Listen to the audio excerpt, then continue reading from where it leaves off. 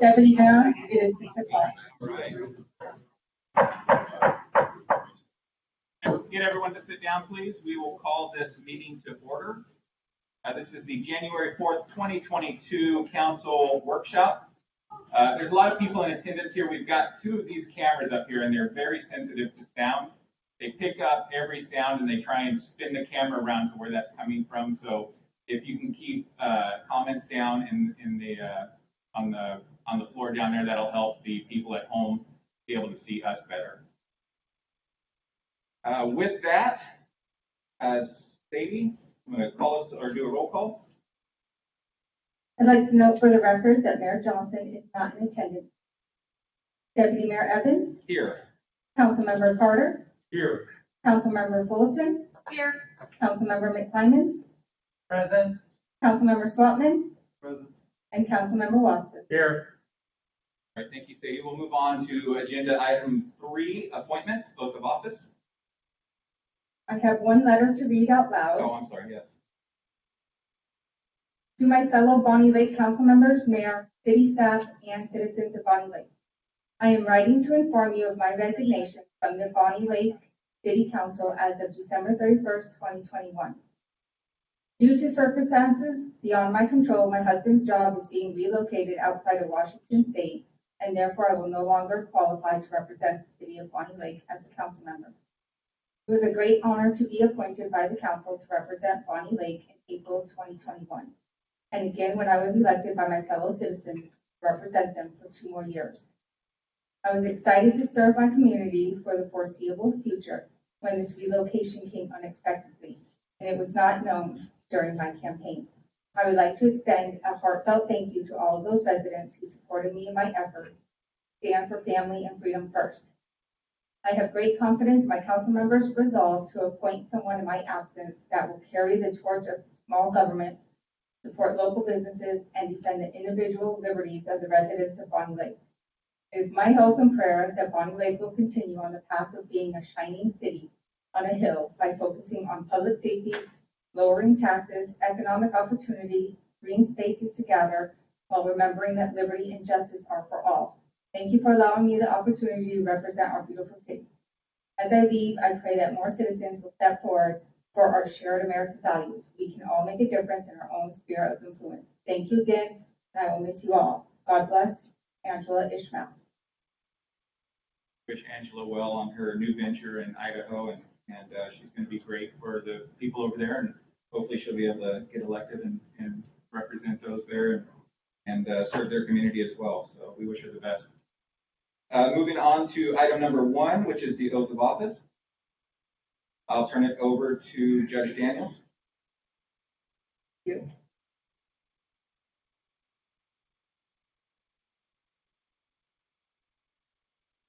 Michael McCullough.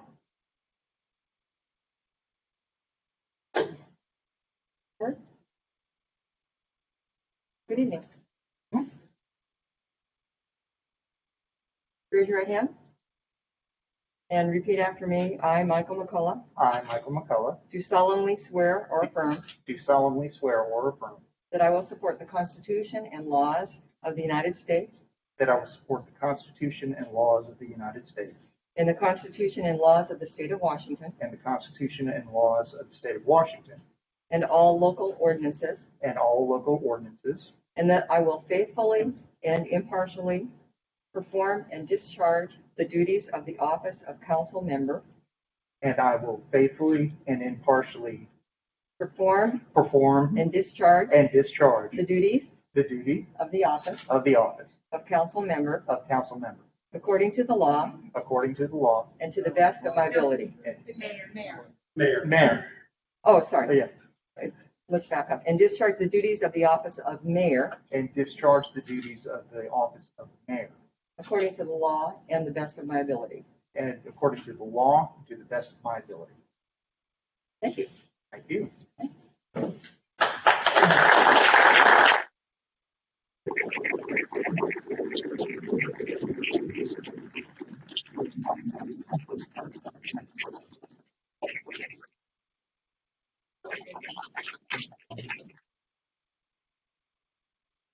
Mayor, if you'd like to come join us and take over the meeting.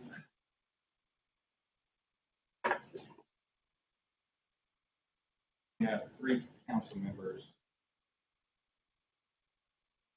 Dylan, Terry, and Dan. Are we going to do it here or go down? No, they have to come down here. Oh, okay. Thank you for recognizing that. Mayor? Mr. Carter, you want to come first, please? Sure. Right over here. Thank you. You raise your right hand. I, Terry Carter, I, Terry Carter, do solemnly swear do solemnly swear that I will support the Constitution that I will support the Constitution and laws of the United States and laws of the United States and the Constitution and laws of the State of Washington and the Constitution and the laws of the State of Washington and all local ordinances, and all local ordinances, and that I will faithfully and that I will faithfully and impartially and impartially perform and discharge perform and discharge the duties of the office the duties of the office of council member of council member according to the law according to the law and to the best of my ability. and to the best of my ability. Congratulations. Thank you.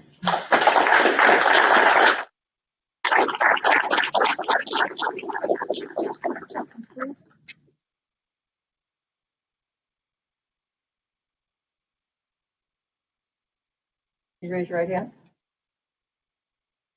and repeat after me. I, Gwendolyn Fullerton, I, Gwendolyn Fullerton, do solemnly swear do solemnly swear that I will support the Constitution that I will support the Constitution and laws of the United States and laws of the United States and the Constitution and laws and the Constitution and laws of the State of of Washington the State of Washington and all local ordinances, and all local ordinances, and that I will faithfully that I will faithfully and impartially and impartially perform and discharge perform and discharge the duties the duties of the office of the of office council member of council member according to the law according to the law and to the best of my ability. and to the best of my ability. Congratulations. Thank you.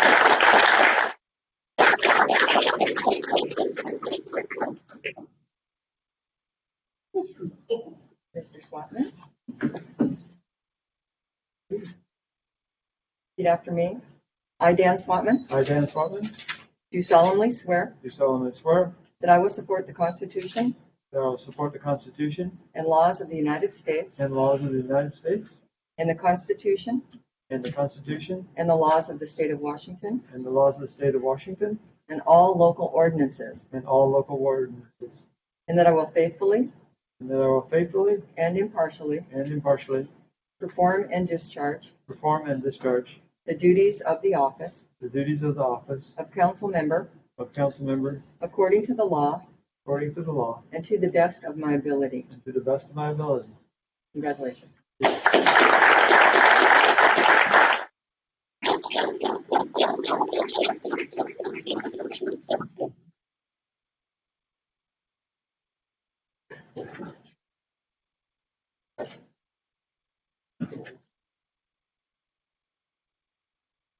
Other council members? 6. 6, yeah. Full house. 7 and 3 weeks. All right, well, thank you, everyone. I hope I passed the audition. And Sadie, item 2, please. This is item AB 22-01. It is a motion of the City Council of the City of Bonney Lake to elect the deputy mayor and assigning council members to the council standing. Any nominations for deputy mayor? I would like to make a nomination to nominate Councilmember Terry Carter to Deputy Mayor. Any other nominations? Nominate myself if that's an option. Okay. Is there any other nominations? Hearing no other nominations, let's take a vote. All in favor of Council Member Terry Carter as Deputy Mayor? Aye.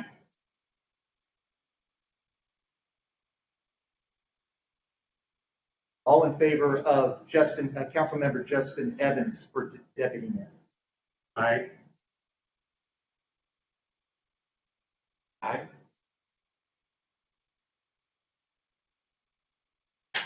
Let the record reflect, I believe, Council Member Swanton and Council Member, and I'm sorry, how do you pronounce your name? McClymans, I'm sorry about that. Abstained from the vote. So we have two votes for Council Member Carter and two votes for Council Member Evans. What is the reason for the abstentions? I'm sorry? What is the reason for the abstentions? I have a question about, for each of the candidates, right? Before I can vote for them, I have a couple questions for them. Okay, is there a council consensus to allow a little discussion and then retake the vote? Yes. So, Councilmember Carter, in the position the city's in, we have a new mayor, and there's significant transition, and we don't have the seventh council member. So going forward, how would you manage, I mean, a concern that I have is the experience with being the deputy mayor with a significant amount of change and a significant amount of challenges going forward. There's a lot of work that we want to do. How would you manage that as the interface with the city staff and setting the agenda?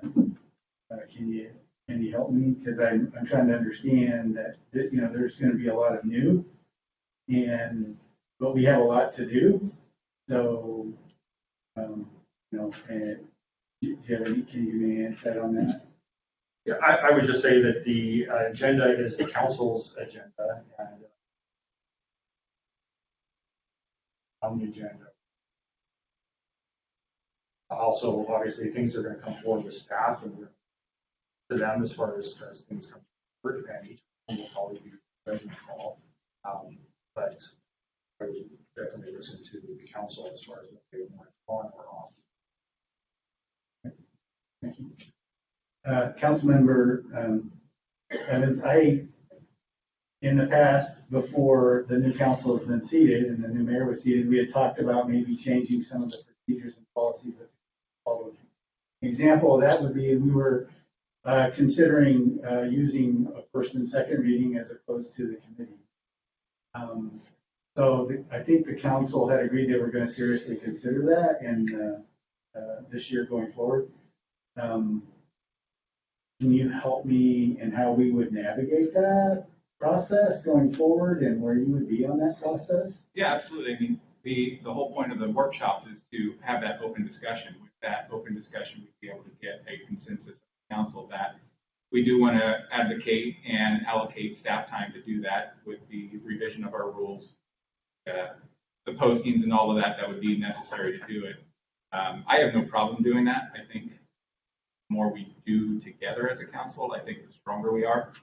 We have to trust everyone that's in the committee and everything that's coming out of the committee through consent agenda or standard committee documents as fully vetted. I know you've done a great job at asking questions that may not have been answered for you on other council or other committees, but the whole point of us is to be able to trust each other. But with what COVID's taught us is we all need to be in the room to get those answers and be able to look at each other and read body language and see each other's eyes and I can look and know that that question you asked hasn't been fully answered to your best ability. So I can look at you and keep asking those questions or reframe it so you can ask otherwise. But I don't have any problem with it being a double reading like that. I think it'd be good for the citizens to be able to have the opportunity to sit down in front of us, or at least have that extra week to do it. they have the opportunity in the committees now. But I've been in committees for 6 years now, and probably haven't seen more than a half dozen people show up. So, having that opportunity to let them out, I think would be great. I wouldn't be opposed to it at all. Thank you. That's all I have.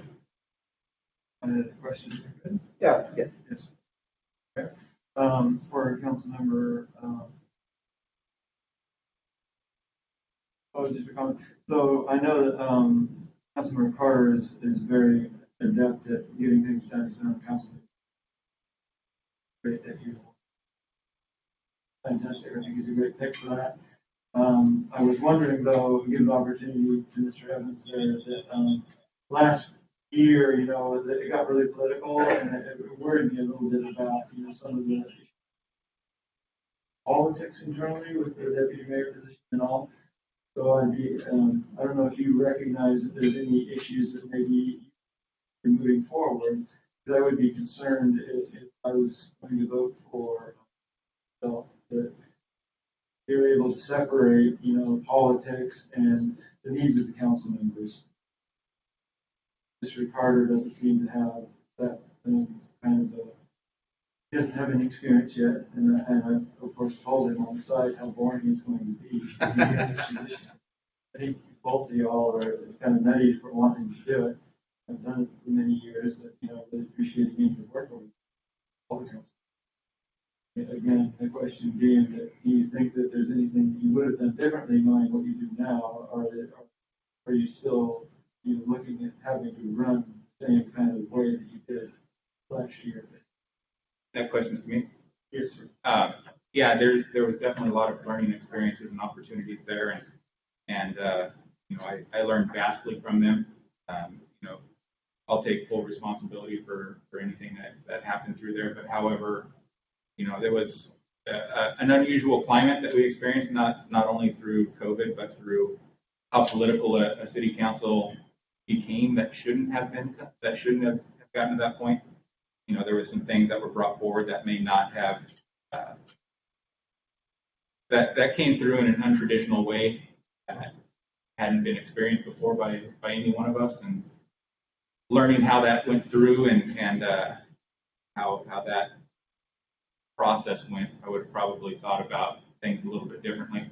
In the end, what was able to be accomplished, I think was necessary. I think the means of how it happened would have been greatly changed to provide a much more amicable agreement amongst all the council members as it was going on. I've always said if you can hear it on Fox or CNN or MSNBC, you probably shouldn't hear it in the council chamber, because we represent all the people, and there's not a conservative or a fiscal or a liberal way of providing water and sewer. And I believe we need to keep it that way. And unfortunately, how things were with the presidential election, it got really political really fast, and there was a lot of learning opportunities that moving forward, I think we could gain experience from. Okay, would anybody else entertain any questions, any more discussion? All right, let's call for a revote now, and I think given the abstentions, it's probably more appropriate on the record to ask each council member individually what their vote would be. Council member McClymonds, do you have a vote for deputy mayor? Yes. Council member Swatman, do you have a vote for deputy mayor? I would take part. Council member Evans, do you have a vote for deputy mayor? I will vote for me. Council member Carter, do you have a vote for deputy mayor? I will vote for Terry Carter. Council member Fullerton, do you have a vote for deputy mayor? I will vote for Terry Carter. Okay. And Council member Watson, do you have a vote for deputy mayor? Councilman Evans. Okay, so I believe we do have a quorum. We have 4. Given that, let's now, Councilmember Terry Carter is now Bonney Lake's new deputy mayor.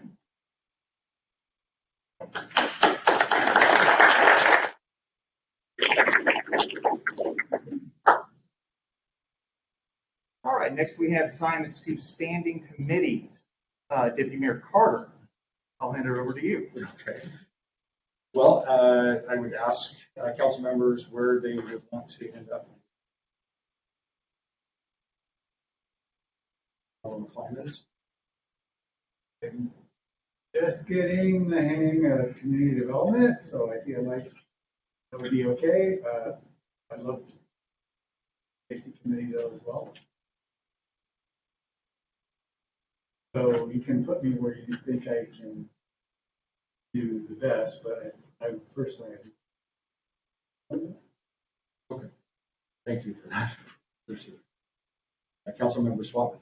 The community development committee would be my preference. That's just where I have the knowledge and skills at, frankly. Are you on public?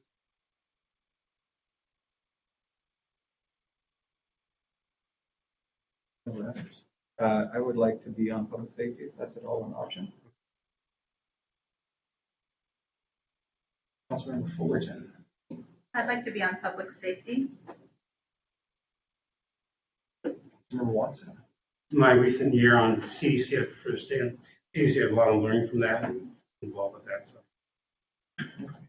Well, that made it pretty easy. Would be Councilmember McClymans, Councilmember Swatman, and Councilmember Watson on CDC, and Councilmember Evans and Councilmember Fullerton public safety.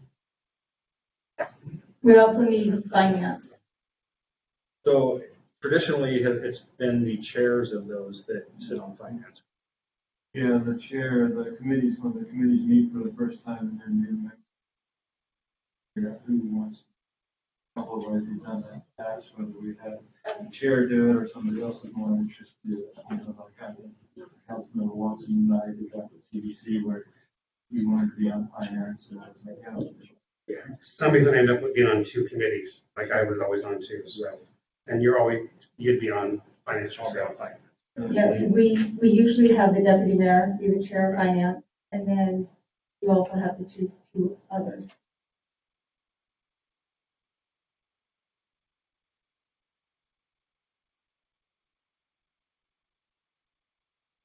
Yeah. Okay, are you okay with that? Yes, okay. absolutely. Well, there you go. So we have Councilmember Evans, and then from CDC. Guys, like. I don't know whether Tom's serious about not wanting to be on two committees or not. Well, I know you're both very busy, so I enjoy it, so I can be on it again. You guys okay with that? That'd be fabulous. Absolutely. Thank you, Tom. You're all right, Councilmember. Then it'll be Councilmember Evans, Councilmember Watson, and. Hey, is there a motion to accept? So moved. Second. All in favor? Aye. Is there 3 for public safety? We're missing a There's council two, member. they're missing one currently. The new. We'll also have to cover. So, yeah, we usually have someone cover until. Yeah. I can try and cover for that. You have some experience. A little bit. Yeah. All right, next we have a discussion on parks and recreation. I want to inform council that there will be no presentation, and instead the item will be for discussion only. The floor is yours, Debbie and Melissa. Actually, if I may, Mr. Mayor. Yeah. John Lopez, City Administrator. Just some background for members of the council and those who may be listening in that don't understand how we ended up with the rec program. So in previous years prior to August of 2017, the Sumner Bonney Lake School District ran the before and after, and then the recreation program at school facilities. And then the cities of Sumner and Bonney Lake both contributed funds to that program. And again, the school district ran the program. In August of 2017, it became apparent that the city of Sumner was dropping their funding contributions to the program. And so we worked to create an interlocal agreement between the school district, the city of Bonney Lake, whereby the city of Bonney Lake took over the recreation program, assumed responsibility for managing the program. School district in turn provided facilities for the recreation program to operate on district properties, and then most recently during the pandemic have been providing transportation services to get the youth back and forth into the different recreation programs. The agreement ran through September 1st of 2017 through August 31st of 2022. There is a renewal clause that either party may opt not to renew the agreement for the successive 5-year term, and should they notify the other party within 6 months prior to the expiration. So that gives us until March 1st to decide whether or not we are interested in renewing this interlocal agreement for another 5-year period with the school district for the operation of the recreation program. We have with us tonight Debbie Mills and Melissa Johnson from our Human Resources Department that can speak a little bit to the recruitment difficulties and staffing issues we've had with the program. And then also David Wells is the program manager who's here to answer any questions that you have.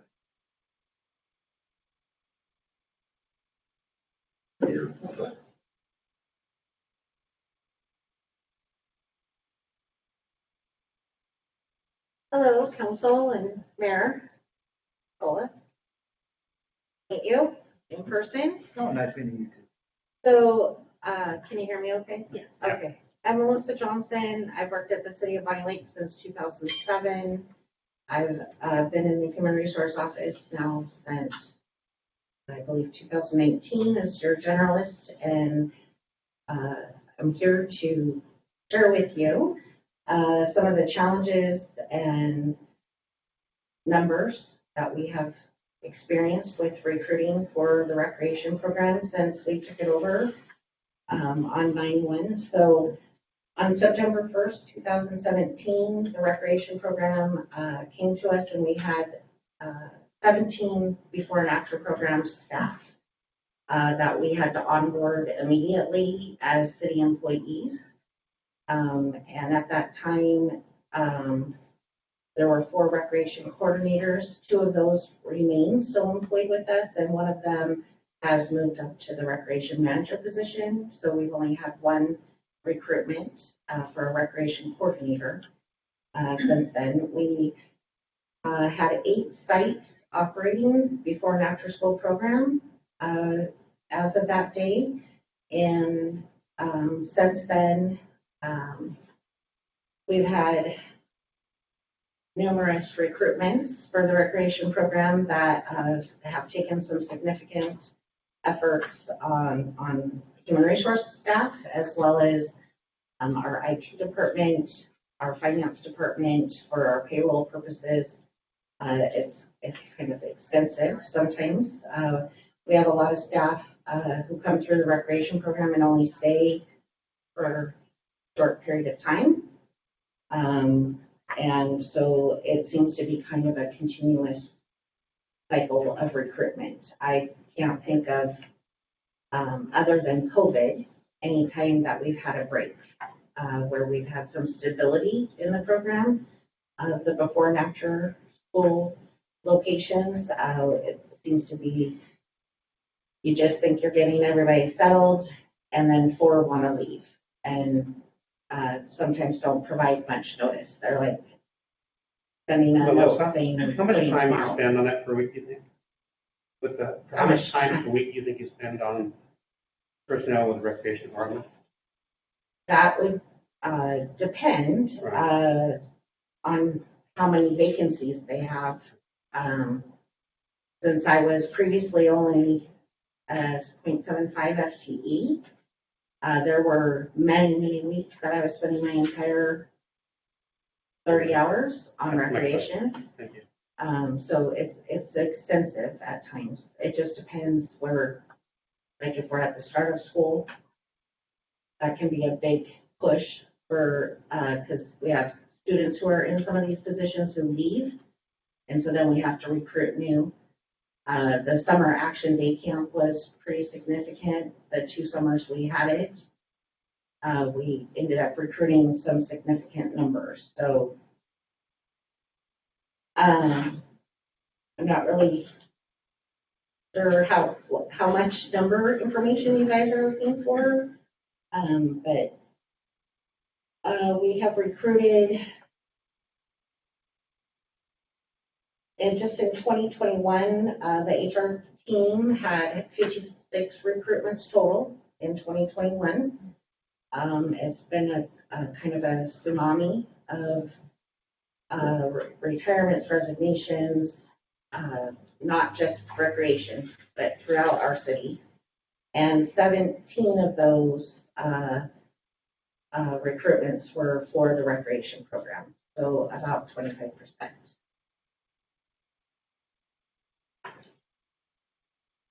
Mr. Mayor, may I speak? Yes. Hello. So I'm going over my budget book here, and it looks like the Parks and Rec program makes up 6% of our budget. However, you're just saying it's 25% of our HR recruitment type thing. That seems like a Just in 2021 specifically, yes. yeah. The reason I put this on the agenda was we had 3 new council members that weren't here at the time we passed this 5 years ago. City of Sumner was presented with the, like John said, with this. They had about 6 or 8 months to review everything on it. Sumner said, you know what, we're going to pass on this. It doesn't seem like it's right for our business model or for our city model. So City of Sumner, or the Sumner School District, came to Bonney Lake. We had about 6 weeks to do the same amount of work to dissect what the Sumner City Council said wasn't an appropriate fit for them. And it was a split vote, 4-3, with some other contentions in that 4-3 vote. We have 3 new council members that weren't a part of that. We have a 4th one that'll be coming on in short time. And the whole point to why I opposed this 5 years ago was this is a daycare. All of the funding, 90% of the funding that funds this entire program comes from before and after school care. No, David, it's not 50%. It's not as high as 90% either. Okay. So can we at least say a majority? A majority of the funding of this program comes from daycare. Would you be referring to just the before and after care, or would you be referring to the Action Day Camp portion as well? At the time of the initial takeover, I don't believe there was an Action Day Camp at that time, was there? Yes, there was. Was there? Okay. I don't have the numbers in front of me because the budget doesn't break it down specifically like that, but let's include the Action Day Care, or the Action Day Camp as the summer daycare that is before and after school care rebranded. Well, I think many agencies that provide a summer day camp experience would disagree that it's daycare. Okay. Because most daycares don't provide a STEAM element, and Action Day Camp does provide STEAM activities. Okay.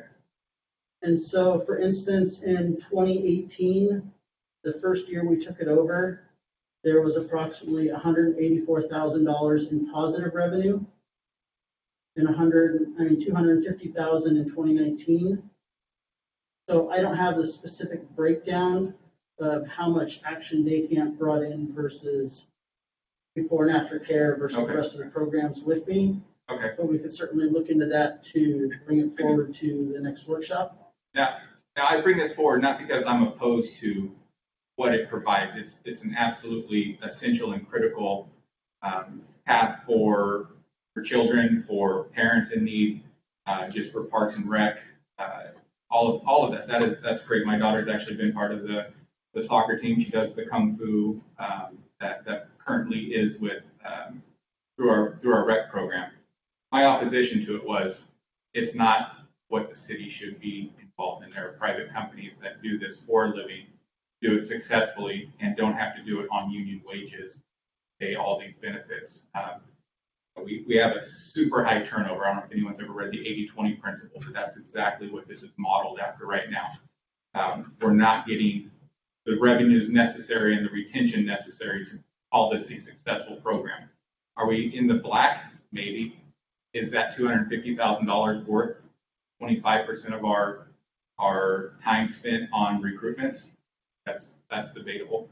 I just don't see how the city is in the appropriate business for that when there are so many other successful private companies. If a private company can do it better and cheaper, I think they should. In this scenario, I think that fits that perfectly. So I just wanted to bring that up. I didn't know what the normal trigger would be for a contract like this, but I did not want to let that pass before, I didn't want this to come up March 2nd, and now all of a sudden we're locked in for another 5 years. Again, the programs are essential to the development of these adolescents. I don't think anyone here would doubt that.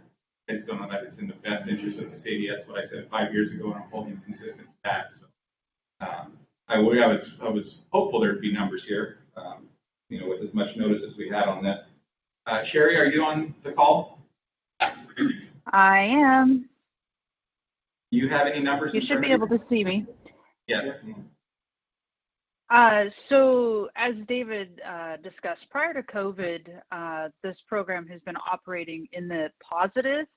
After COVID, what's that? Can you speak up a bit? I don't know if our volume's down on our speakers here or not. Hear me? Try again. Can you hear me? Yes. Yeah, we can hear you. It's just real soft in here. Okay. Yeah, I'm talking pretty loud, so I guess I could get my Jason on. So prior to COVID, the recreation program as a whole has operated in the positive. After COVID, obviously, there was a lot of issues. There's been issues with retention. There's been issues with, trying to get students in when you don't know if you can run a program or not. And so it's been operating in the negative. The prior mayor and the city administrator worked hard to shut down part of the program at the beginning so that we wouldn't lose as much money initially. Once the program was able to operate again, it started to, and it's still operating in the negative, unfortunately. I think during COVID, it's a really hard time. We've never really separated out what expenditures go with, say, Action Day Camp or before and after versus a recreation program. But I will tell you, if you separate the recreation from the before and after, you will definitely lose money. Do you know what the revenue is? Do you have a breakdown on the revenues between those, or a ballpark?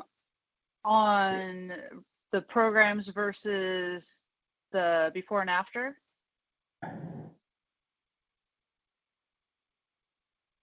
Is that what you're asking? I'm sorry?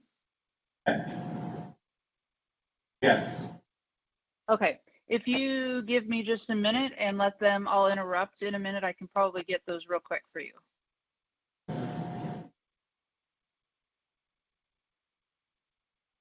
Councilmember Swan, thank you very much. I think, Councilmember Evans is very correct in the vital program provides a lot of value to children back in some manner, but this is an effort here to give the school district notice that, hey, there's some issues we need to work on, and this is our method to do it. You have to notify them within the time window, and you have to say, hey, we're willing to take apart pieces of this maybe, but regardless, we have to legally notify you so that we can start that process.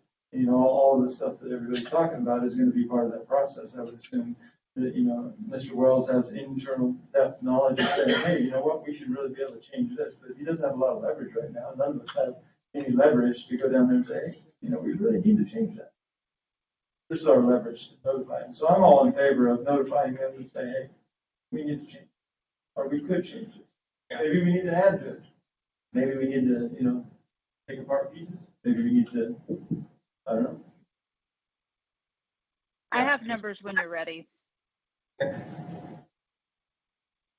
Okay, so for 2018, which would have been pre-COVID, obviously, your before and after care brought in about $800,000.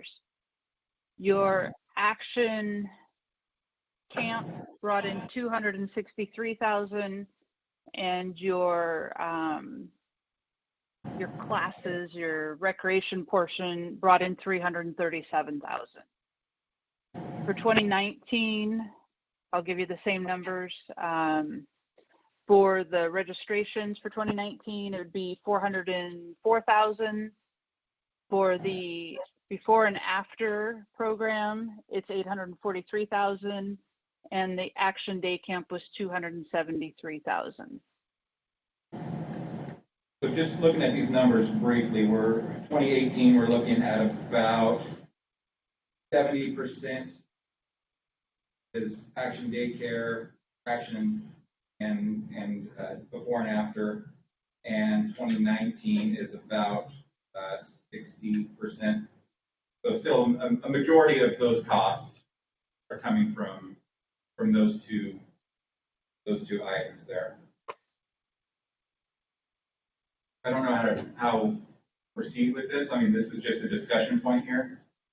But I would definitely agree with Councilmember Swatman that I personally would like to see a notification sent to the school as well as we negotiate, the future of this. At least get that on their books so they're looking at it as well, so we're not catching them off guard.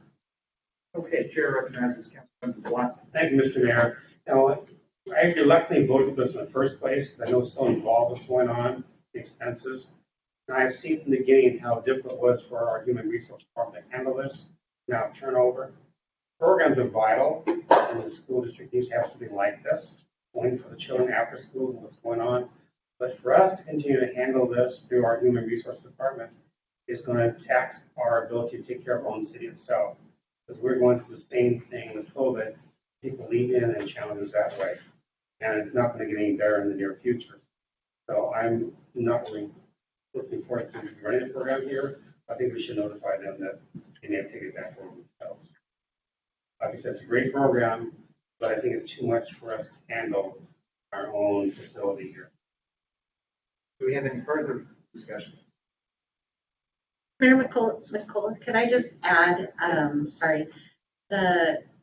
some of our difficulties is the wages. Our minimum wage just went up on January 1 to $14.49. We have the site directors who are a union position at 34 hours, so a 0.85 FTE, and they're coming in at $14, and it was 69 cents. They just got a 2.5% COLA, so I'm sorry, I don't know the exact dollar amount, but we're talking a spread of less than 50 cents between a site director and a minimum wage employee. And our site directors are in the union, so they have union dues.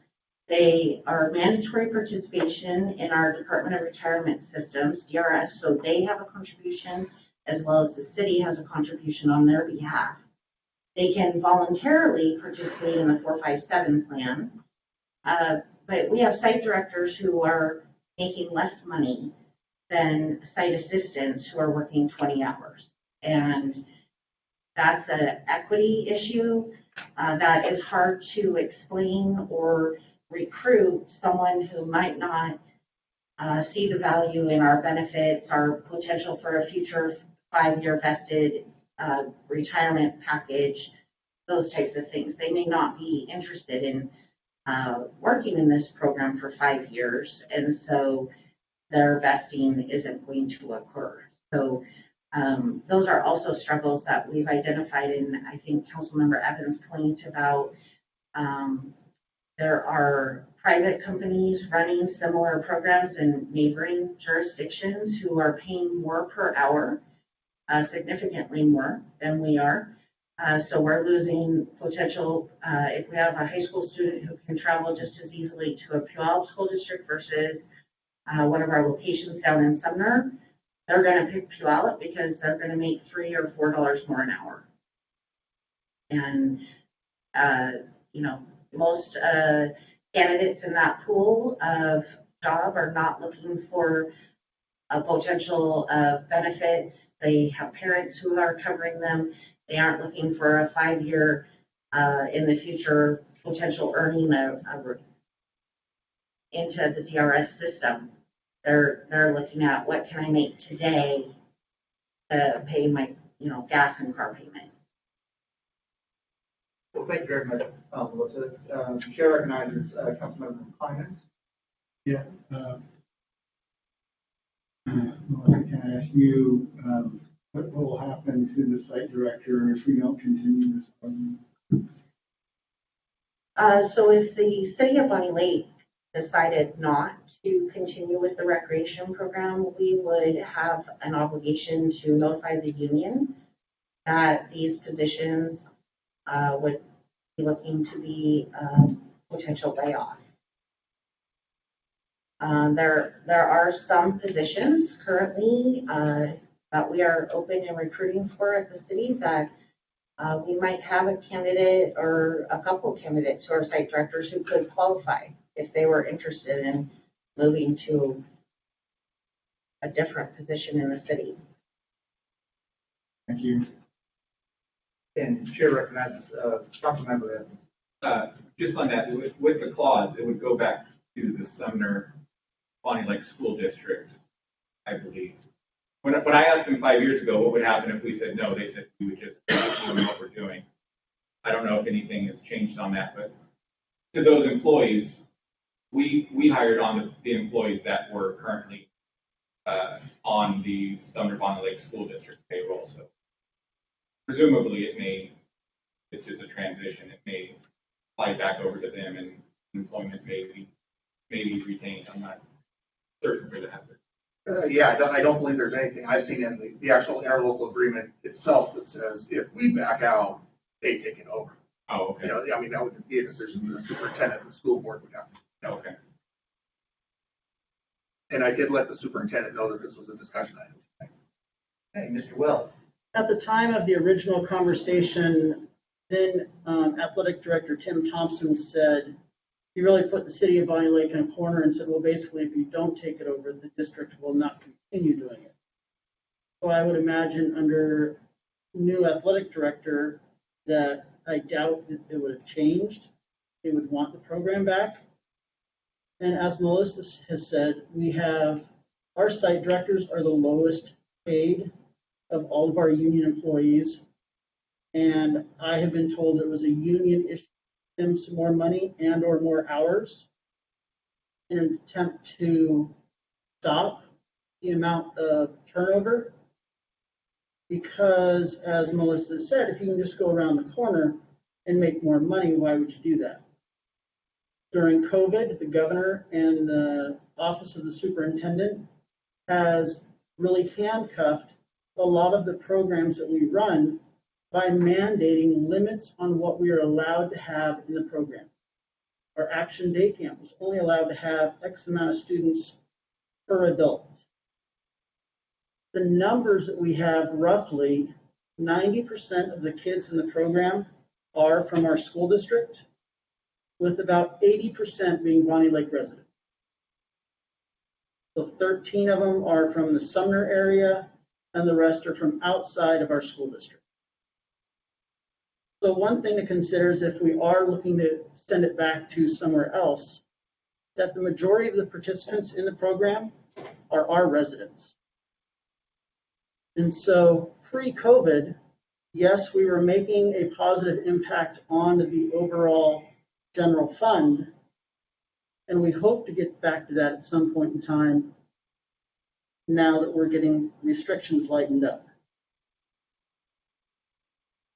So overall, I feel it's a good program for us to have and to be running, because most recreation programs throughout the United States are not running a positive revenue on just their fees. All right, well, thank you, Mr. Wells. And we recognize Ms. Mills. Good evening, everybody. I would just like to get back to the impact on the HR department. We are a department of two. The continuous recruitments actually do eat up a lot of time because you're always processing, you're applying, you're onboarding, they come and go. Part of the high turnover rate is we have split shifts. We have the lower pay. We have the schedules, limited hours. So by the time we actually need to get somebody here and then they decide to leave, they haven't even been here long enough to maybe understand the organization and can start being a full contributor to what the program can do. Melissa has done an amazing job. I've only been here for 2 months, but they do eat up quite a bit of time, especially when the program is up and running fully. Right now, we also have a high recruitment, a lot of recruitments going on due to retirements or people moving on to other areas. So that, recruitment is a big part of what we have been doing here the last few years. And the onboarding, like Melissa mentioned, we schedule those. That eats up quite a bit of our time, and then IT has to do their part with it. Finance is impacted by it as well. Maybe not as much as HR, but it all adds up. And as far as the cost, the SHRM, the Society for Human Resources Management, they actually have an average estimate per hire. It's like $4,000 as a cost. They put a cost to it. And so from what I understand, over the past, since 2017, we've hired over 105 people for the recreation programs, which adds up to around $440,000. So those are the hard numbers, but looking at the softer costs as well, I think it's more the internal thing. It takes away from some of our time to review policies, to look at how can we do efficiencies within our department. It takes a step back to look at what we can maybe do to help our production internally in different areas, training, for instance. So I just thought it was important to mention that it is a big impact, even after only being here for 2 months. And again, when COVID goes away one of these days, it's going to be, which it's going to be, there'll be a lot more processing, a lot more people. And so I would like to. All right, thank you. Mayor McClymans. We recognize Ms. Ryerson. Jerry? Thank you. Yes. So I realize a lot of people here are new to the recreation program, as well as the council being part of the recreation program. So for full transparency, I was actually the lead on the transition team for the recreation to come to the city of Bonney Lake. The prior city administrator appointed me the lead on that team. And on that team, we had myself, David Wells, the prior HR manager, Jenna, as well as Chuck McEwen. We processed the transition in September 2017. And as part of that process, the prior HR manager asked for, as some of the council members will recall, an increase for the HR generalist because of the recreation program. So it was known at the time that the HR generalist was going to be working towards more on HR as part of this process.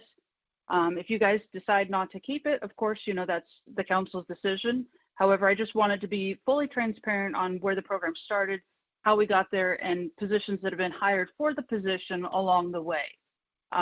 As David mentioned, the program was contributing to the general fund, so it was paying for these increased positions.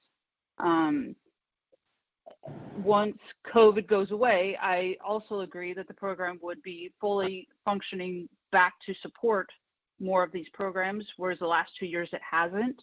And as David and Melissa mentioned, we have been talking about trying to work on the pay disparity, because there is funding available to pay those people a little bit better once COVID's over.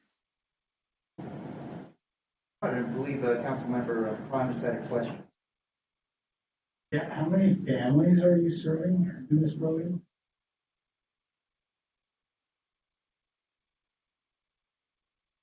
Currently at the 8 sites for before and after, we have approximately 15 registered due to the governor's constraints at all the schools. And then during the summer, there were still a number of restraints for Action Day Camp. And so we had up to 45 students enrolled in Action Day Camp.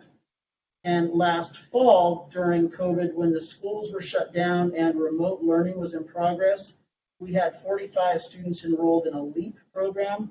So the students got to go to Daffodil Elementary or Robert Miller Gym and have remote learning with our staff being there, able to help them during the day when they were in class. And then we would also have other activities during the downtime when those students weren't doing their in-class programming. So overall, I would have to get back to you on the specific program numbers, but we do offer multiple seasons of after-school sports at all the elementaries. And so you can have 30 to 60 students involved in basketball or track, volleyball. So those students are involved, but I can get back to you on some hard numbers at the next meeting. All right, Councilmember Fulton. Yes, so before COVID, when there weren't the restrictions, how many students or children were we able to help through these before and after programs and the day camps? How many were enrolled? I'm assuming it was quite a bit more without the restriction. So typically 25 to 30 students at every site with the 8 different sites. And then we would take all of the site directors during the summer, and those become the Action Day Camp counselors. Since they're a union employee, we have to make sure that they're working their 0.85 FTE all year. And so I'm not sure the Action Day Camp numbers, but we had substantially more.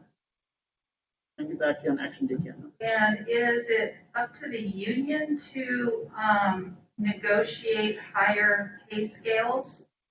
Or is that something that we're dealing with here as city council for the city? I believe the union does the negotiations, but I believe that the council authorizes the mayor to sign the agreement.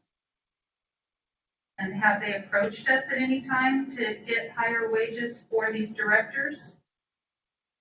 I'm not part of that conversation. Okay. I was just gonna say, it is up to the union to approach us for the wage scales for their employees they represent. And I'm because I'm looking at the numbers, it looks like this is pretty much a self-sustaining program under normal circumstances, so it's really not coming out of the city budget.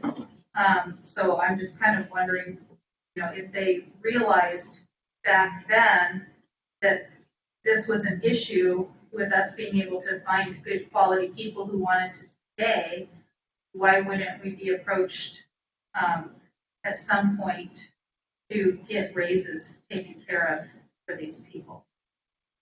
I can't speak on behalf of the union. However, because I know the current 8 site directors, I'm going to guess the average age is 20. They're not likely going to know to go to their union rep, might not even know who their union rep is, although we try to make that introduction on their orientation for them, and know to say, I don't think my salary is enough. What are you going to go to the city and say we should be paid more? And then all of our site assistants who are not part of the union are getting paid minimum wage, their average age is exactly 16.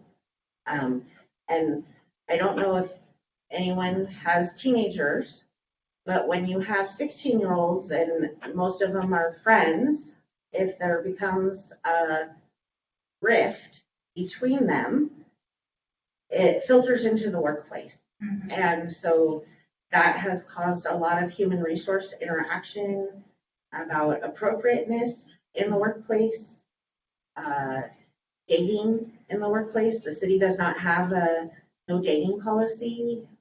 However, we talk about that because if so-and-so is friends with so-and-so and they get in a fight and then they both quit, we now have 2 vacancies or 1 specific time I can remember, I think it trickled to 4.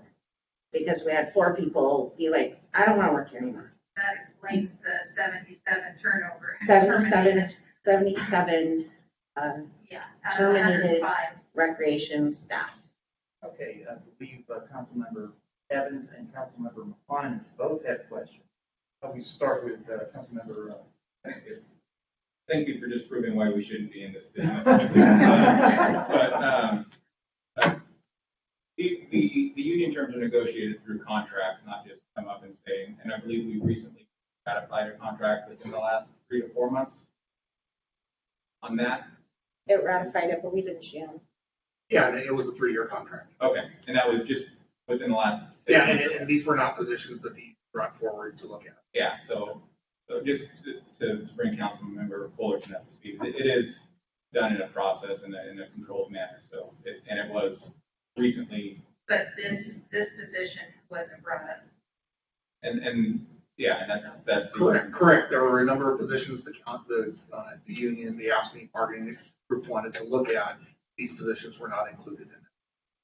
They did not ask for it. Okay, Councilmember McClymont. Yeah, does our insurance policy cover the liability associated with that? With these children? Well, we do have a liability insurance policy. Is that your question? I'm sorry, Councilmember. Yeah, because the policy, I mean. So we do an extensive background and reference check as well on every single hire for the recreation program, which is also time consuming on my part. And so even if they're 16, we have to do a reference check, a non-related person who has had interaction with them to ensure that we have a safe program as they have one-on-one with our youth in our programs. Your policy covers negligent hiring and retention. So if somebody messes with a kid, the city would be. Okay, thank you. Ms. Mills, did you have comments? Yeah, I was just going to mention also, we are members of WCIA, and so if there was some type of internal lawsuit, like a county harassment, sexual harassment, we could go down and work with them, and we are covered up to a certain dollar amount if we were to be. And Mr. Wells, did you have comments? I just got a message from one of the not site directors, one of the recreation coordinators, and our site directors have an average age of about 35 to 40. And then the average age of the assistants right now is about 20. Okay, Councilmember Swan. Running workshops, so they have to go all the way, right? Yeah. No, and we pointed out, and I was there when we did the original, that was business management risk-wise for the possible interactions with people that are participating in the programs. Because there is, and that was a bizarre question when I was talking to the school. One of their main reasons to get rid of it was that their criteria for background checks was much more stringent and much more lengthy than it had to be that the cities or differences. And I was like, really? So you're telling me that you want my child to be in a program that has less, oversight than one that the school district does, and that's why you want to get rid of it? I was flabbergasted by that, It's just kind of that risky thing. But again, those are all kind of details. Again, to me, the bottom line is we have a bunch of smart people. They can figure out wherever the council wants to go. So the council, in my mind, hopefully should just notify the school district, hey, we need to make changes. We don't change anything. And our option to change things are by notifying them. Failure to notify them means that it is what it is, and they might, always, two parties can always negotiate, but you just lost all your. Do we have any, Deputy Mayor, comments? Thank you. I will get the names. Thank you for bringing this forward, and thank you guys for all the work you've done on this. Somebody who does background checks a lot, somebody between maybe 60 But it's very hard to do a background check. There's not a lot of history. So it makes it really difficult.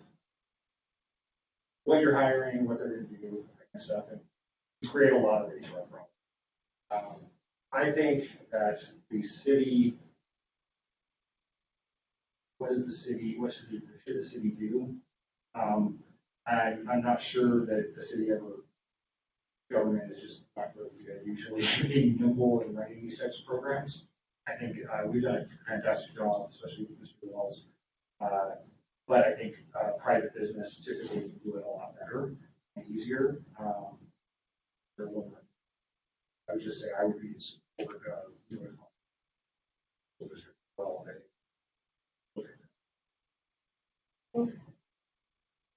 Have we any further discussion? Mr. Wells? It would be interesting to hear what information the council would like changed in the agreement.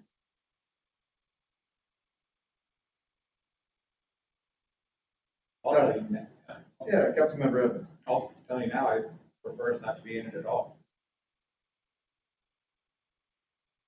Not necessarily change things, but just be done with it.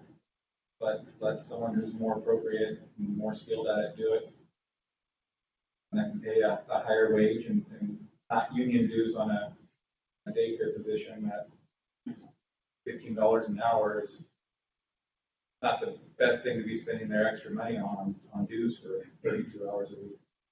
And again, if I'm not clear, that's where I would be with Councilmember Evans. Is to definitely, there are opportunities out there. I know that the previous administration had, the previous mayor had conversations with local youth, like the YMCA is capable of running some of the pieces. And that would be the thing to say, hey, we want to get rid of these pieces. They're a high risk operation. They take a lot of effort from us. And then we'll let those entities do the things they do best. What they're in the business of for. I don't believe that the city of Bonney Lake is really experts at running a massive program for daycare. Where I've always been on the business. Any further questions? Mr. Mayor, if I may, just what I'm understanding the consensus of the council is I will draft a notice of our notice not to renew the agreement to the superintendent. Okay.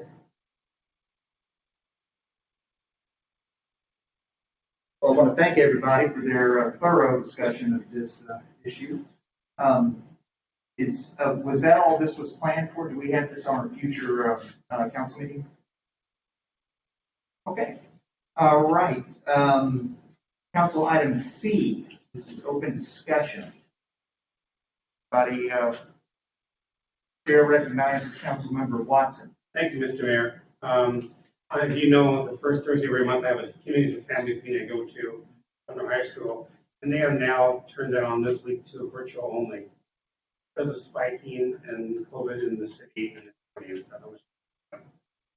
People in Bonney Lake only are 54% vaccinated. I'm concerned about where we're going. Hopefully the city can, we've got some challenges here with personnel too that infected them. Hopefully we can keep it under control. We can stay on site with us here and not go back to virtual. What we do here one-on-one together makes a big difference for me. Hopefully the citizens that aren't vaccinated and know they should be, don't have any objections to it, should be vaccinated that way. If we get the spike that's going on now, it comes down, it's going to be a couple months till it turns around, but I see a big change. I'm real concerned about that. Now, may I ask a question? Sure. Okay. How would you have any data or percentage on how much of that is the Omicron variant currently hitting us? I don't. Okay.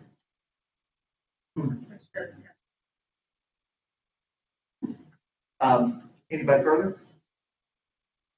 Oh, okay. Deputy Mayor Corton. Thank you, Mr. Mayor. I just want to say thank you to Public Works for a great job. Storm and whatnot, and getting things cleared. I did have a question in regard, well, a couple things, I guess, as far as our population now. I think for the last year or two, we've been responsible for clearing 410.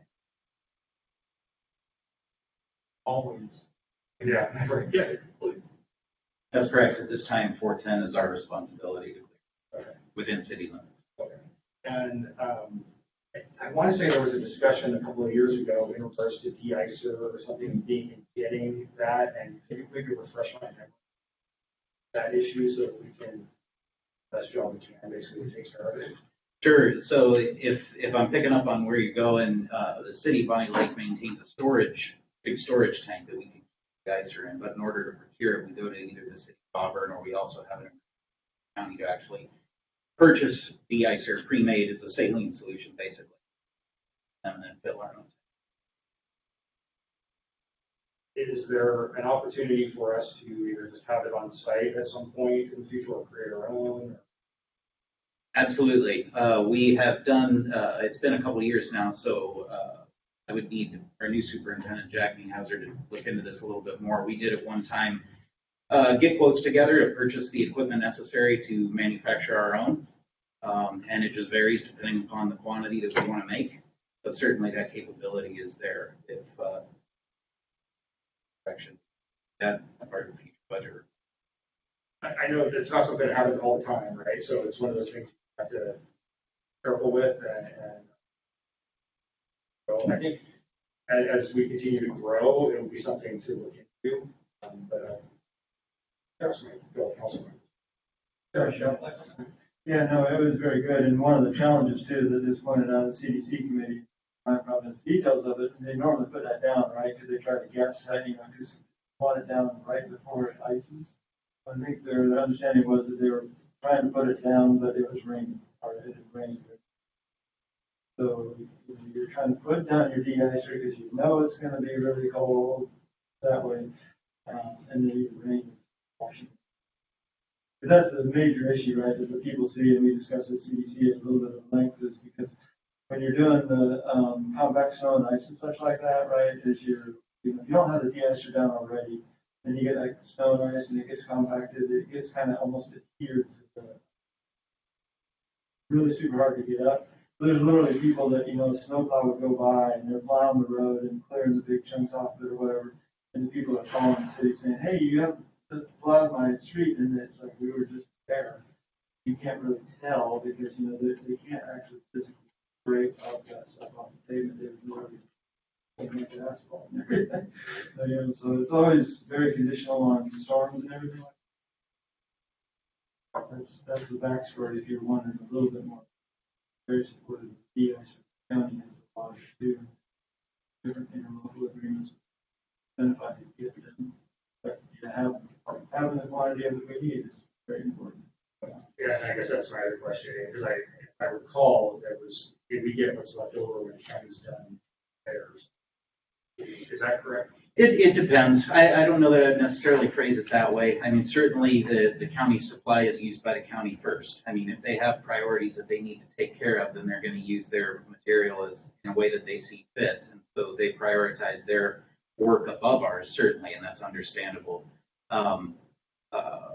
But just to touch on what Councilmember Swabman was saying, there's a fine dance that goes on here because that solution can be used in anti-icing, where you use a lesser quantity, or de-icing, which typically then you would dump it on much heavier. So depending upon the conditions, we can blow through our 3,000 gallons of inventory pretty quickly. Typically, we choose not to necessarily dump it on as a de-icer as much as we like to get out there in advance of the storm and put it down as anti-icing. Problem is, as Councilmember Spalman pointed out, you can't put it down when it's raining because it just goes down the gutter. So that's an issue. Thank you. And Mayor has a question for Mr. Johnson. Okay. On that subject, I believe earlier in the week we were talking about the trucks that we have available to actually put the de-icer on, and we were saying that one was down. We have 3 and 1 is down. We have 3 large trucks that we use to plow, the arterials and the major roadways, and then we have a couple smaller. I think they're like the F550 class vehicle. If you're familiar with Fords, it's a large 1-ton truck, but it is no means a 10-yard dump truck or anything. And we'll use, I'd have to double check. I think we have 2 of those. They're outfitted with a smaller blade and a sander, and we use those a lot of times either on very small streets or in parking lots and so on. You're correct. This time around, we ran into some issues and Public Works was struggling keeping a standard or two up and running and at least one of the large trucks that I know of. And that's just sometimes the way it seems to work out. The trucks are healthy all year long and then something like this occurs and you've got to struggle to keep it going. And do we have any plans to repair, get these trucks back on the road? Absolutely, and I'd have to check in with Jack, but I think they made great strides to get most of what we were having, the issues we were encountering, rectified. At this point, fortunately, with the snow being gone, we've got some time here to work on making any repairs we need to. They're on the road.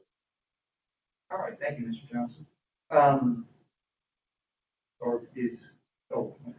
Separate comment? I see. Yes, Councilmember Swatman, you have a separate comment? Sure, we're still in open discussion, correct? Yes. Yeah. No, and I recognize the CDC too, and all of our members there, they have the hard work all the city employees do, to show up during these storm kind of aspects, right? Because there's day-to-day things that go on in every single day-to-day job, and nobody probably ever sees. Because, when the snow comes or what have you, and then they can execute these plans that actually provide a lot of value to the citizens. And they see that and they call and they complain or they say great job or whatever during the event. But it's all the stuff that goes on in the day-to-day stuff that really gets. Even police do so much of that probably in the background for the criminal aspect, right, of it, to do all these things that kind of move things around that prevent crimes from happening in the future or negate things. The planning department folks are over there doing these plans that nobody understands why in the heck they're trying to rezone this piece of property and makes zero sense to them. But 10 years from now, we'll be looking back and saying, wow, that really worked out. So again, thank you to all of you doing all your job on a daily basis, because you probably don't get enough thanks for, just doing everyday job over and over. Shows up for them. So thanks again. Do we have any further open discussion? Councilmember compliance. We just want to make sure that we don't leave the county department out. And thanks, because they count all the pennies and make sure all that overtime's ready to go when those guys are out there late at night on past their hours. Thank you, everybody. Okay. Any other open discussion? Okay, seeing no other open discussion, we'll go to the review of council minutes. Councilmember Watson. Turned in the corrections today. Councilmember Fulton. Yes, we turned in the corrections. And Councilmember Carter. Yeah. Okay, very good. All right, we now have item E. David? This is item E, which is a motion of the council appointing the city's representative to the Pierce County Regional Council. So moved. Second. Councilmembers want to volunteer? Give you a little background on it. I've done it for the last 6 years. I was on the executive board for 4 of those, vice chair and chair. Great opportunity. I have no problem doing it again, but it's such a great opportunity that I didn't want to hold anyone back if they had any interest in learning about what Pierce County and Puget Sound has planned for the next growth of 2050. Very riveting stuff. So, but I have no problem starting again if everyone would like that, but I don't want to get in the way of anyone that wants to excel as well. Do we have anybody who wants to volunteer? I nominate Jason. As that to be considered, the planning department does provide staff support to that council member. So it's a lot of, I think the majority of what gets dealt with is land use, long-term, long-range planning type issues. We're always here to provide input, feedback, background to whoever. I know I've worked very well with Councilmember Evans over his tenure on kind of how those 2 issues get related. Okay, well, hearing that ringing endorsement, does anybody want to volunteer? Do you have a comment? I have a comment. Thank you. Yeah, I was able to sit as the alternate.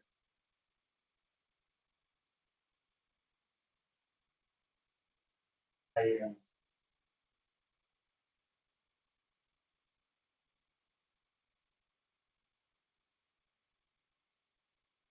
Just. Again, that's what I was kind of wondering. I agree with the councilman over there. I appreciate it. Excel spreadsheet kind of long, so that's fantastic. I love that, super smart planning dude there with the council member. With a shadow kind of option, would that be because a conversation with Councilmember Fullerton that she might be shadowing? Is that something they kind of do? Or? Yeah, I spoke with her about that the other day. Oh. So, I mean, as an alternate, anyone that's elected is welcome to join as long as we don't have a quorum at that location. So, yeah, as an alternate or just shadowing, welcome to join at any time. I think Councilmember Watson done a great job for us. It's nice when someone's in the know what's going on, we are part of what's happening. We're just on the background, and they lose opportunities for comments or vote that way. So I hope he'll stay on and look forward to the fantastic backup the way she'll be involved. Yes. Okay, last call. Anybody want to volunteer besides Councilmember Evans and Councilmember Fullerton as shadowing? Okay. Do we have any vote for alternate? For Fullerton as an alternate. Okay, all in favor? Aye. Okay. That's the main vote. So time to, yes. Yeah. Time to vote. So we're voting for the alternate to the city's representative to the Pierce County Regional Council. Oh, we just did that. We need to get. I make a motion to Okay. send Justin Evans as He's the the main guy. representative. Okay. Have a motion and seconded. Now we can call the vote. Okay, all in favor of Councilmember Evans being the city's representative to the Pierce County Regional? Aye. Okay, item F, Sadie? This is item F, which is a discussion item. With Councilmember Ishmael having resigned, the city now has a vacancy on the council. Per the city code, the vacancy needs to be posted and filled within 90 days. The city clerk's office is asking council if they would like to have the position posted this Friday with a closing date of January 21st. The interviews, speeches, and vote would be at the council meeting on January 25th in an open public session, and the new council members sworn in at the council workshop on February 1st, and that's following what we've done. Okay, we have any discussion on that? Do we have any This is your motion? agenda. Mr. Mayor, I would say I'm okay with that as far as the timing.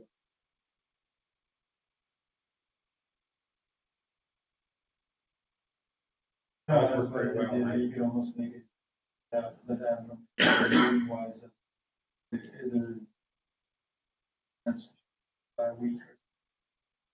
I don't know, it seems like keeping it open. They say, was that until the 21st or something? Yeah, that gives it 2 weeks. Oh, that's only 2 weeks. And then it's open then, and then we would make the information the next. Okay, is there a motion to start the process? So move. Second? This is just a discussion. Yeah. No, essentially you're looking for a nod from the council on that. A general consensus. Yes. Okay, item G, Sadie. This is item G, which is resolution 3002, that is a discussion item on awarding the contract for the construction of Allen York Park, Phase 1, to Premier Field Development Contractors. Turn it over to you. Yes, sir. Thank you, Mr. Mayor. Just quickly, a little bit of a brief summary here on how we got to the point we're at right now. The Allen York Park project, Phase 1, has a little bit of a history to it, multiple years here, but we'll just fast forward ahead to August of 2017. At that time, the project was placed on hold due to some unforeseen requirements in the Bonney Lake Municipal Code that needed to be addressed. Contracts were issued, staff time was spent to rectify those issues, and the decision was made then to pursue construction of this project in the 21-22 biennium.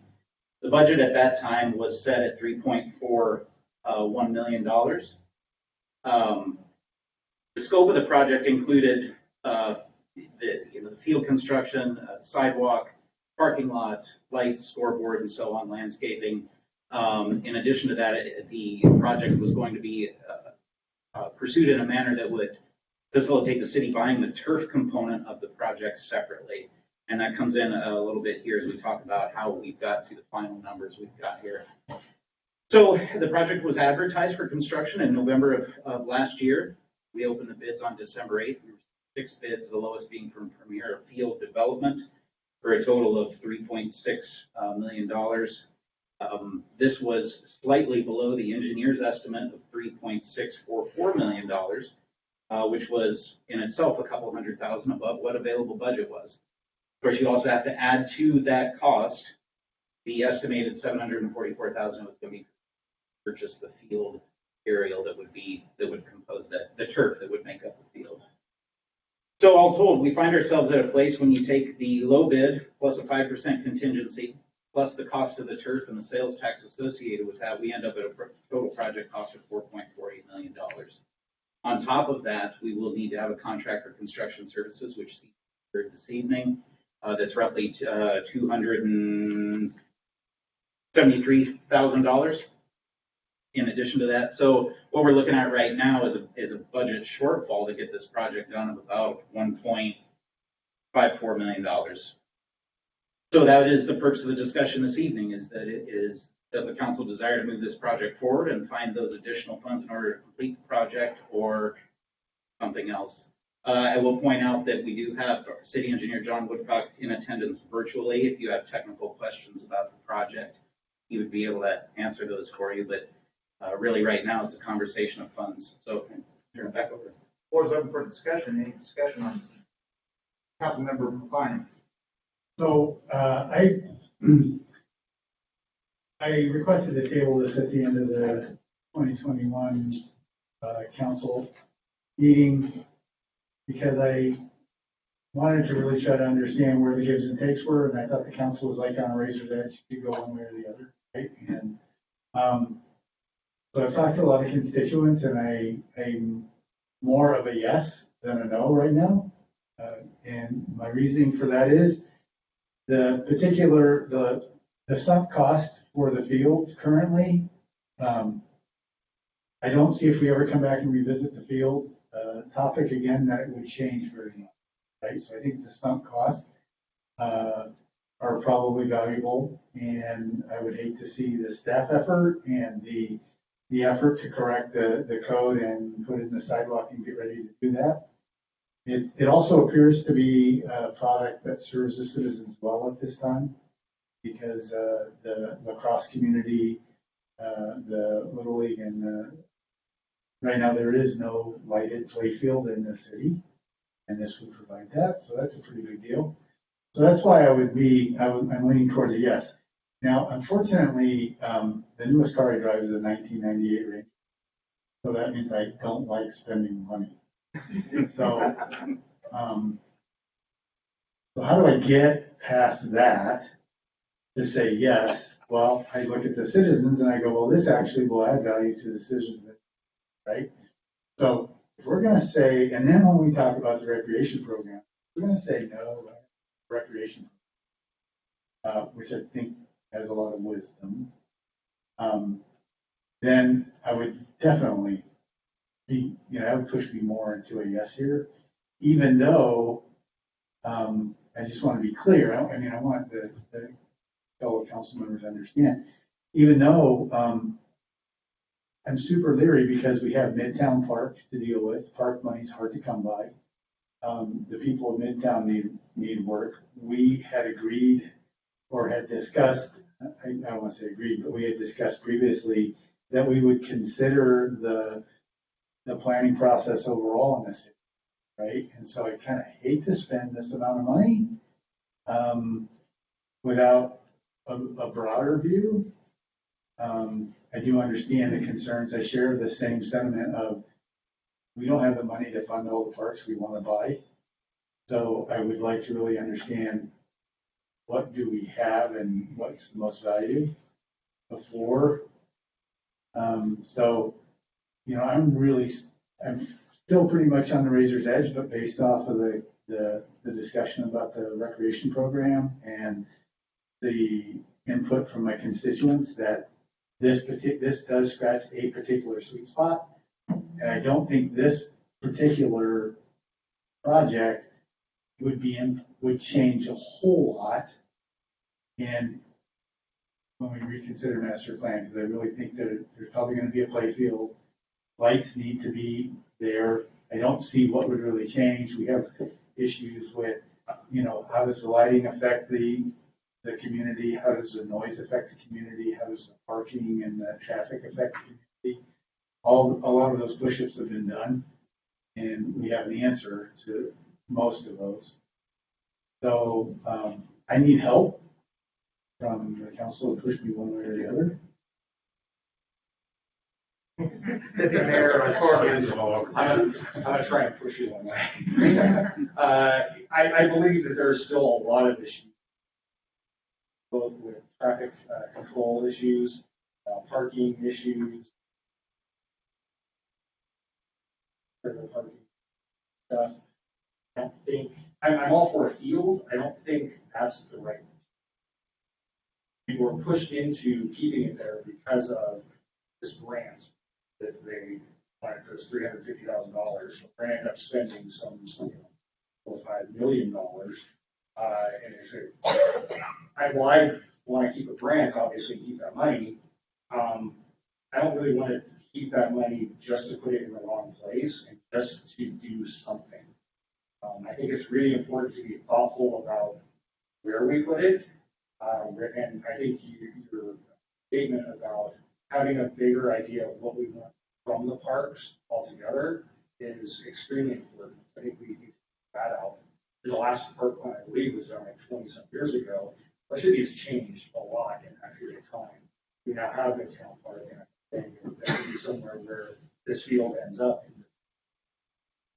All right, I think it would make a lot more sense.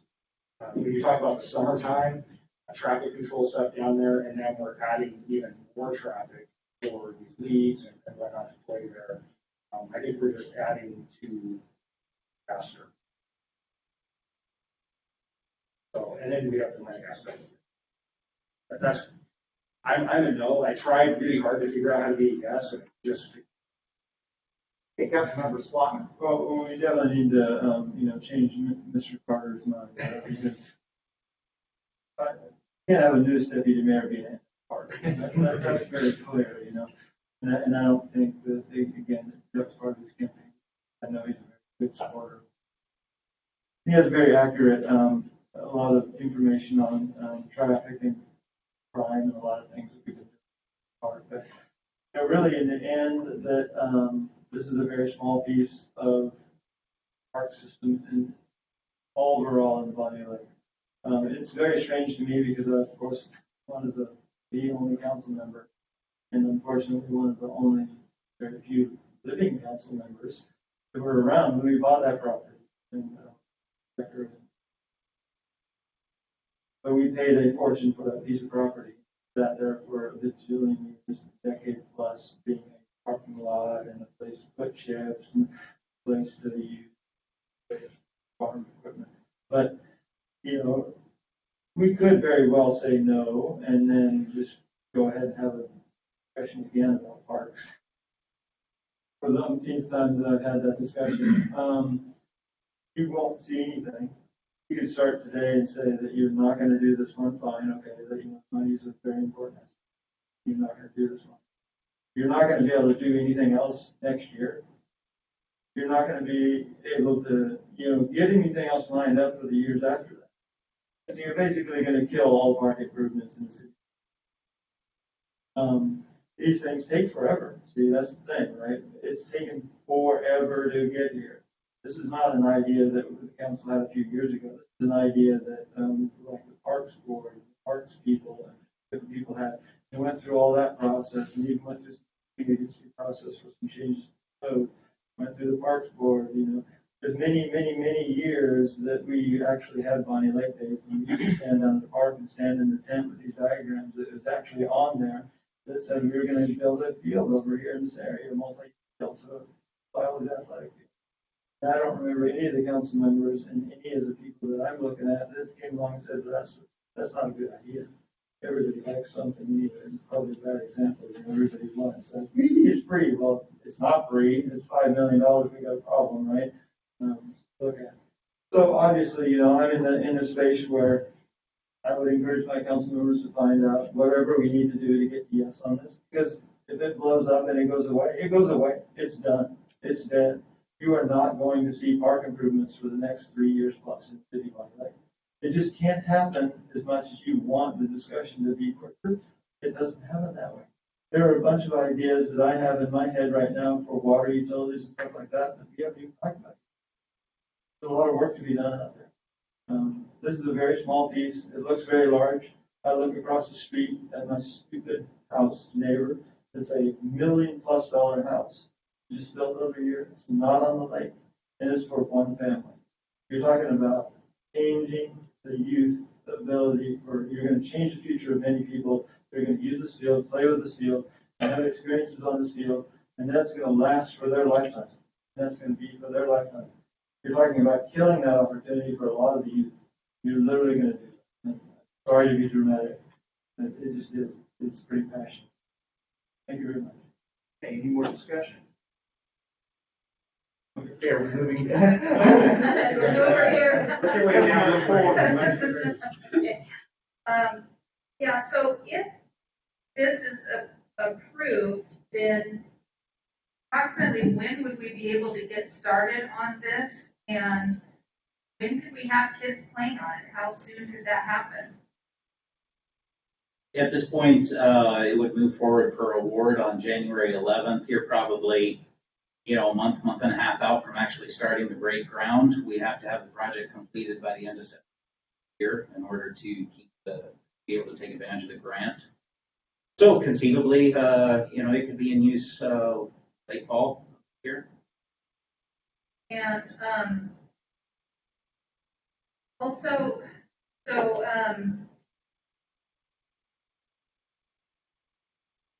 how long would it take to start something in mid? We're looking at 2-3 years down the road by getting land use surveys or whatever that we would have to do. So we're going to have to spend roughly $50,000 to $100,000 just to decide if we want to use Midtown. So when you ask how long would it take to do something in Midtown, are you talking about actually physically constructing something? To get started, if we wanted to put a park there, how many years are Several. I'll just put it that way. There's an extensive planning effort to go on here before we can. And I would make the argument that there's an extensive planning project that needs to occur before we do much more with any of our parks. And I think we would all agree with that. I think that we've done an amazing job of working with the parks we have and making nice amenities. And projects like this are great. But we really, at some point here, regardless of what happens with this project, we need to take a step back and holistically look at our parks. And we need to decide what is it that we want to do with this. What are the goals? What are the objectives? And so I would say in response to your question there, and in order to help Jason out, because he's our parks planner guy now, and he's struggling here a little bit. We've had some good conversations about this. We really need to drop back and take a look at what is the mission of our parks? Who do we want to serve? What do we want to provide? I think Councilmember Carter pointed out a very important fact. Any real parks planning that was done is a couple decades old at this point. We are not the community we were 20. And so I think it's important that we consider that when we start talking about constructing something, because once you have a plan and you've identified a funding source for that plan, then you can really start marching down. It becomes just like a capital program. You can start cranking projects out all day. John and his group would love it. But I don't think we can get there until we really look at how we want to do this. How are we going to pay for it? How are we going to make this happen? Those are questions that would be answered in a planning effort. Some of the council members here that you're saying don't do this one. What was that? Forgive me for jumping in, but some of the council members kind of hear that, well, then let's not do this one. We need to do it. Which is valid. So, I don't know, clearly in my mind, you're not saying don't do this one. Yeah, to be clear, I think the planning effort is something that needs to be looked at, whichever route the council decides to go with the park. And that's, a decision for you all to make. I feel like this one's ready to go. Permits are good. As soon as we approve the money, then that's basically what we're waiting for. And then the kids can be playing soon. You're correct. For this project, we have a contractor's bid. They are waiting to hear the word go from us. It's just a matter of how are you going to fund it? Councilmember Kevin? Go first, and I'll go next. I have no problem with spending the money on this one project. What we're asking though is for a 15.3% deduction from our ending fund balance to cover this phase one of a 4-phase park. Now let's all be realistic. We're not going to do the rest of those phases. We have no money after this. We don't even have the money to do this.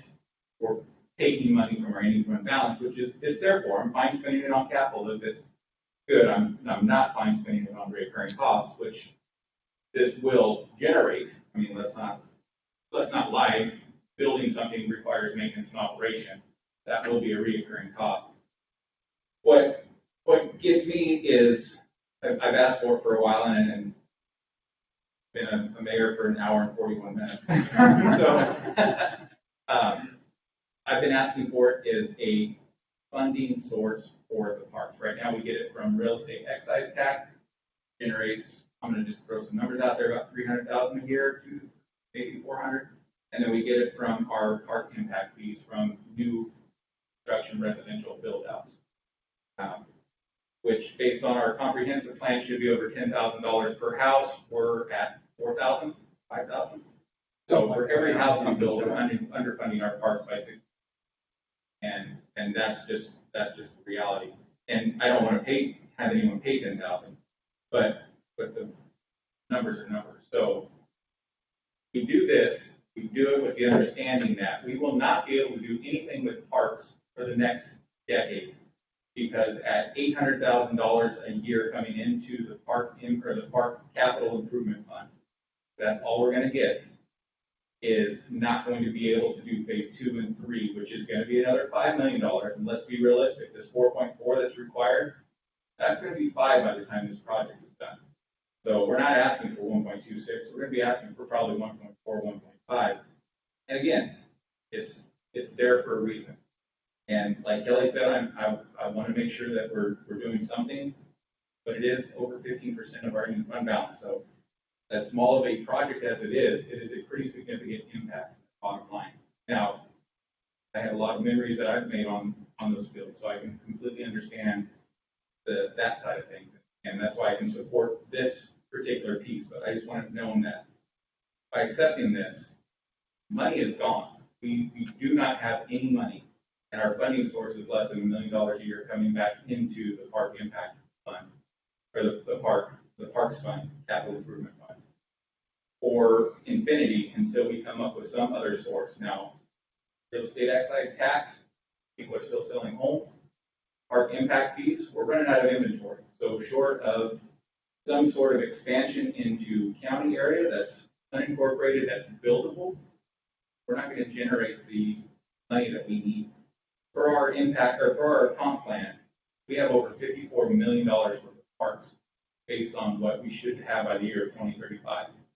Now, I'm no mathematician, but if for some reason we pass some ridiculous B&O taxes that 10% of your cost of build out is going to be park impact fee, and whoever builds out Easttown spends $200 million out there and we get $20 million, that's still less than half of what we need. So it's not just that we have a little shortage here and there. We have an entire systemic failure with our parks program. And I cannot, besides this particular piece, approve anything else. One, because we don't have money, and two, we have no plan. I can't be going out and looking at Lamborghini prices on a 1998 Ford Ranger budget. So, and that's where we're at right now.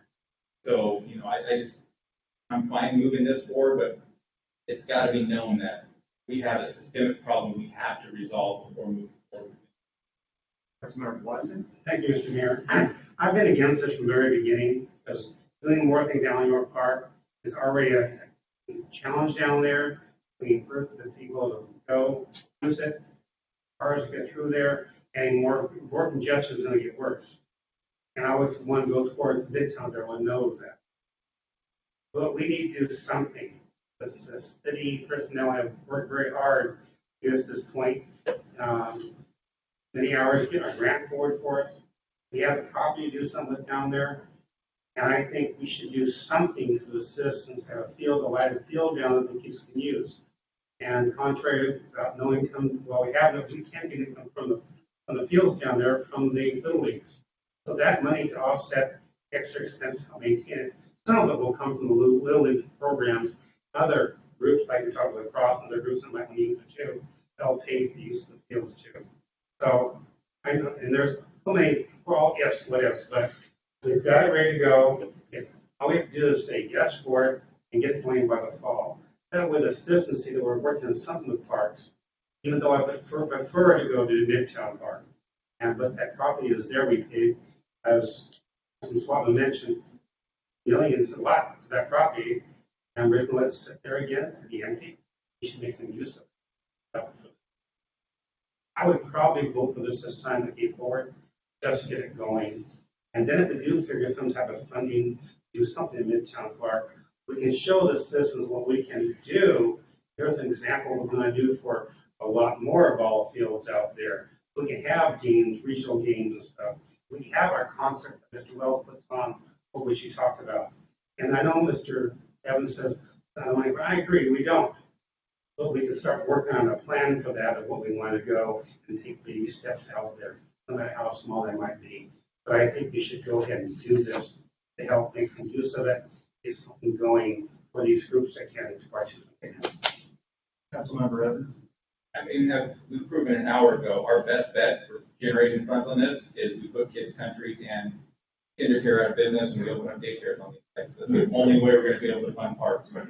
There you go. Okay, do we have any further discussion? Mr. Mayor, may I just add one more thing to this? Yes, Mr. Johnson. Just putting in a pitch from my public works operations folks here really quick. Because we have some emerging issues here moving forward on this project. Don't say it to scare you off at all. It's not my intent, but boat trailer parking will be a pain this coming summer. And so I would just ask the council to engage with us in finding solutions to that problem because we will have an issue there.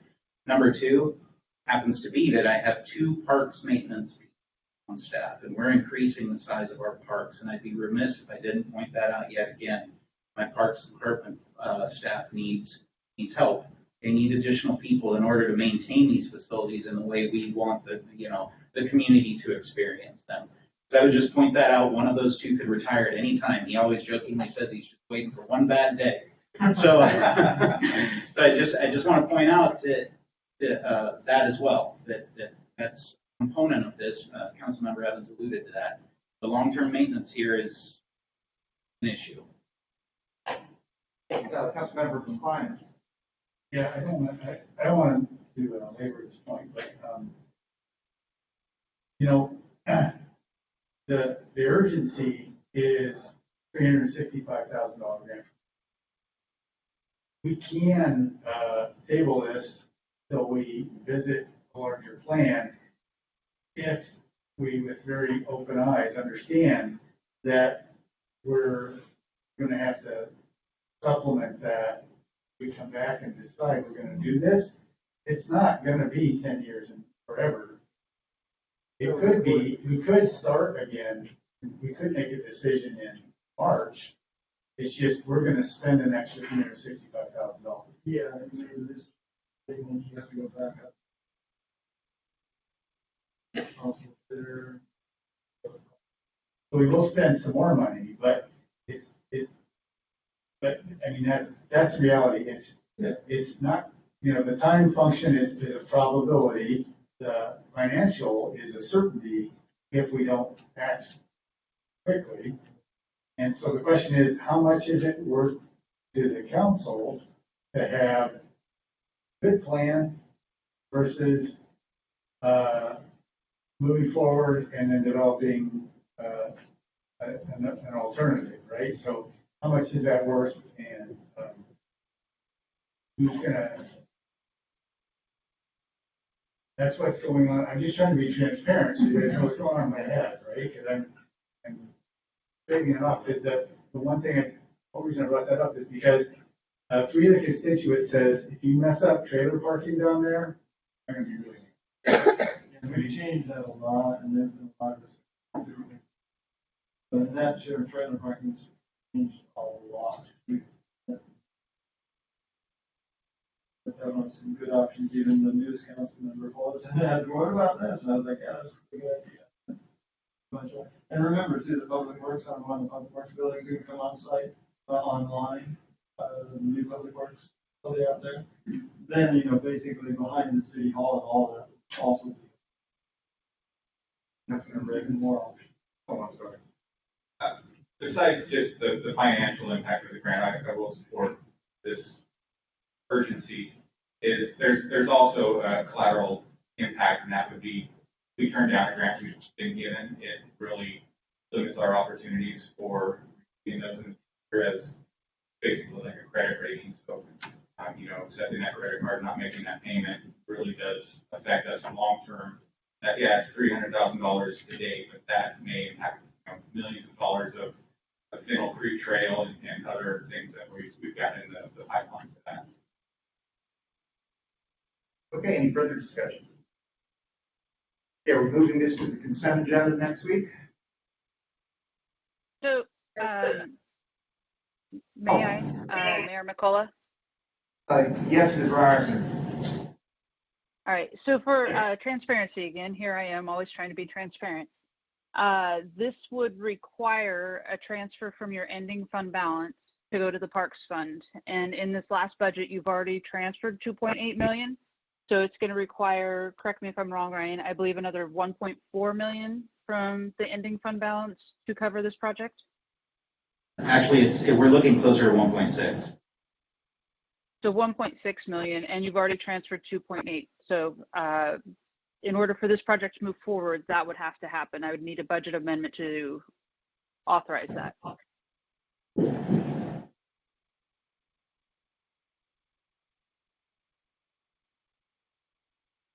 So are we? Delete full council. I guess I'm saying full council. No, it's just the councils. Good job, get learning. All right. Next would be the executive closed session, but there is no executive or closed session. More business? Seeing no more business, we're adjourned.